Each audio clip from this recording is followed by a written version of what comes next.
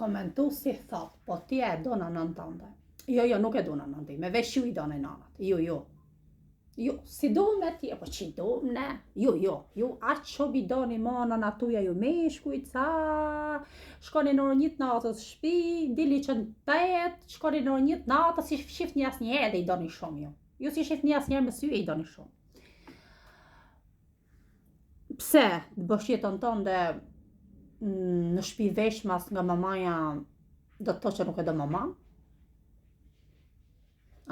Do të kuptoni një gjë, njeriu kur martohet duhet jetoj veshmas, po kjo do të thotë që se do maman, se qofse ore kuptoni ju që nëse Zoti do ta kishte lënë ngjitur nënën dhe fëmijën, nuk ja kishte prek kordonin fare nënës me fëmijën që lindje i kishte bën gjitmas tani bashkë gjithkohës. Po t'ishte se fëmija duhet rri pas fostanit mamit, jetonte me mamin gjithkohës, derisa të vdesi, i bie që, domethënë do i kishte lind të ngjitur. Nënë dhe fëmijë do i kishte lënë të ngjitur. Nuk do ja kishte prek kordonin kur lind fëmija. Më kupton?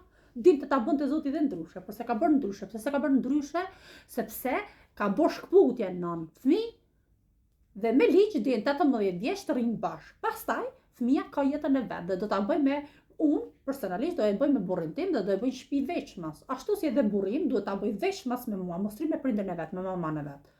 Atë mos jetosh me prindin nuk do të thotë që nuk i do. Thjesht është jeta e tillë, është cikli i jetës i formuluar në mënyrë të tillë që secili duhet bëj jetën e vet. Mamaja duhet të rinë shtëpi vet me burrin e vet, dhe fëmia, vajza, djali duhet marrë burrin e vet edhe të jetojë shtëpi veshmas. Nuk janë të lidhur me kordon, janë ndarë kordonet.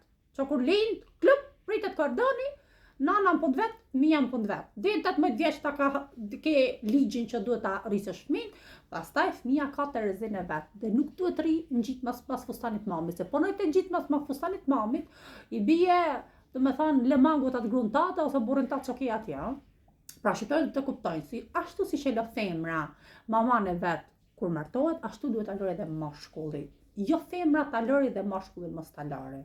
O duhet ta lejnë të dy, o duhet rinë familje gjithë marrin gjithë plesht me radhë, plesht e mi, plesht e tu, plesht e pleqve, edhe pastaj po bëhet azil plesh, edhe po bashkohet gjithë plesht. Ose s'ka këtu njëri të marrë prindë vet e tjetri mos ta marrë. O ti marrin të dy, o mos i marrë asnjëri. Por zgjidhja më e mirë është mos i marrë asnjëri, secili të ri shtëpi vet dhe të gjithë do jenë të lumtur.